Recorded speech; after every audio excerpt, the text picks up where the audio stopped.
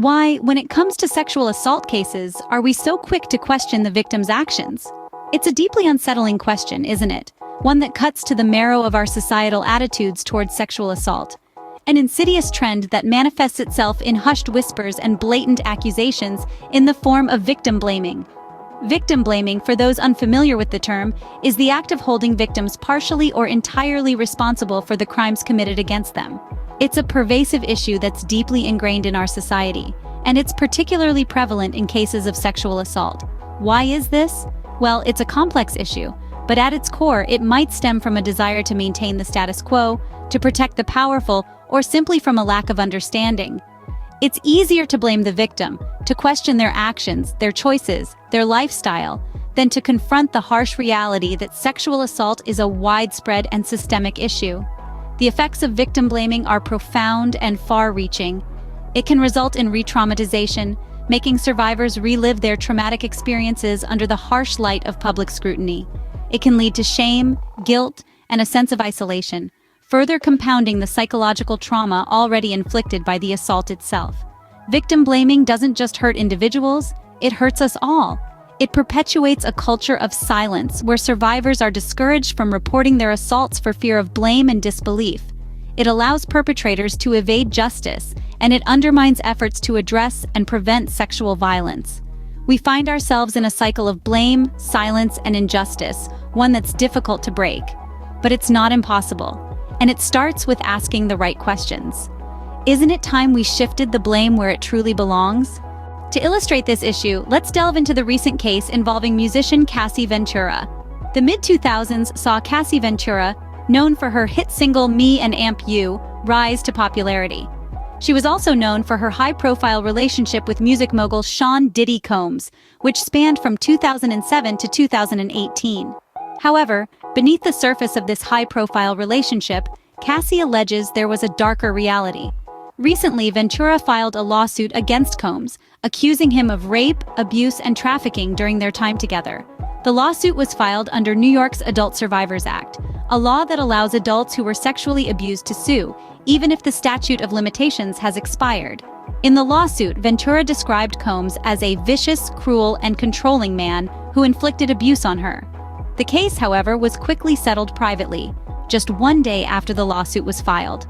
The terms of the settlement were not disclosed, but both parties expressed their wishes for each other's well-being.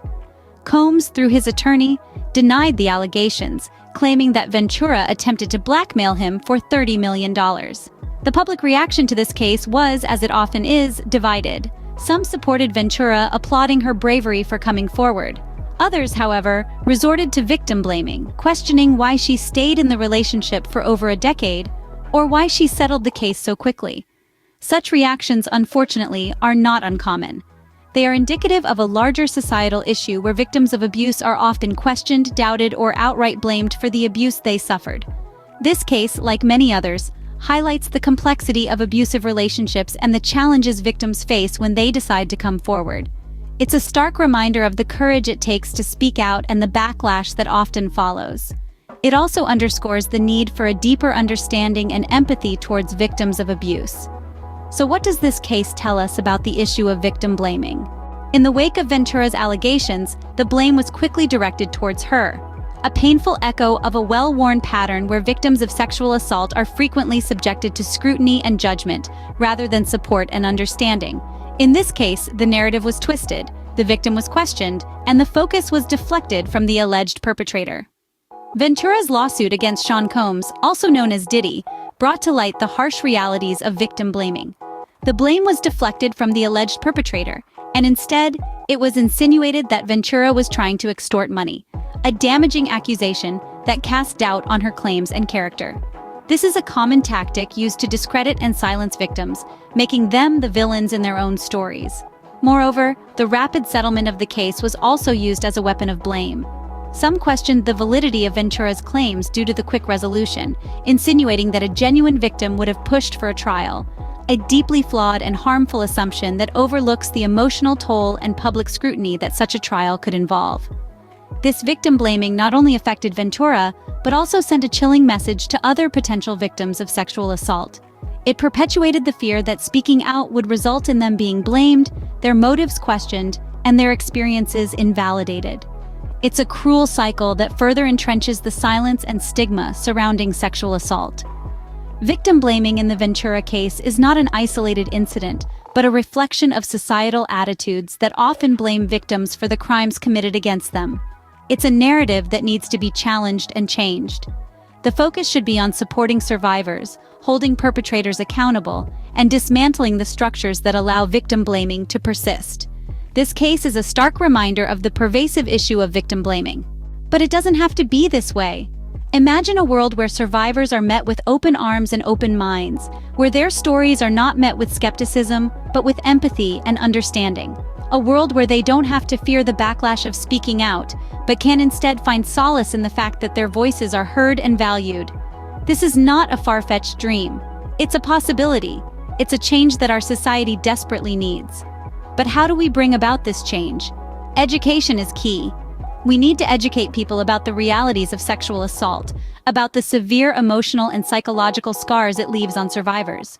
We need to dismantle the harmful myths that surround these incidents, myths that often put the blame on the survivor instead of the perpetrator. Awareness is another crucial aspect. We need to shed light on the pervasiveness of sexual assault, to make people understand that it's not just a few isolated incidents, but a widespread issue that needs our immediate attention. We need to highlight the stories of survivors, to show the world the strength and resilience they embody. And we need empathy. We need to foster a culture of empathy, where survivors are not shamed for their experiences, but are supported and validated. We need to create safe spaces where they can share their stories without fear of judgment or retaliation. Change is not easy. It requires effort, commitment, and a willingness to challenge our own biases. But it's necessary. It's necessary for the countless survivors who have suffered in silence, for the countless more who might become victims if we don't act now. The responsibility lies with each one of us. We all have a role to play in this change, whether it's by educating ourselves and others, by supporting survivors in our own lives, or by advocating for policies that protect them. Change is possible, but it starts with us. So, where do we go from here? Well, the journey towards a more understanding and empathetic society begins with each one of us. We all have a part to play in dismantling the culture of victim blaming that is so deeply ingrained in our society. It's not enough to just be aware of it. We need to actively challenge it in our conversations, in our attitudes, and in our actions. It's about standing up and saying, no, this is not right. It's about questioning the narratives that blame victims and excuse abusers. It's about creating a safer, more supportive environment for survivors, where they are heard, believed, and supported, rather than judged, shamed, and silenced. And it's also about education, about learning and teaching others about consent, about respect, about boundaries. It's about fostering a culture that values empathy and understanding over judgment and blame. You have the power to make a difference, to contribute to a world where survivors are supported rather than blamed. So use that power. Speak up. Challenge victim-blaming attitudes when you see them. Remember, your voice matters. Use it to challenge victim blaming and support survivors.